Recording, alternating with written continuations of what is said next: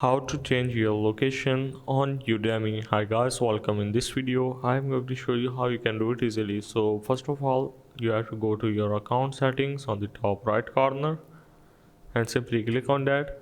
So right now here there is no official way to change your location rather than VPN, which is not a official way to change your location. So what you have to do, either you can simply close your account and make a new account. Let's say you are moving from United States to UK or Canada and you want to change your location. So you can either close your account or you have to ask help center to change your location. So the first method is, of course, I have tell you to close your account and make a new account in that country. So the second method is you have to go for the help and support. Simply go to contact us and scroll down to this help and support,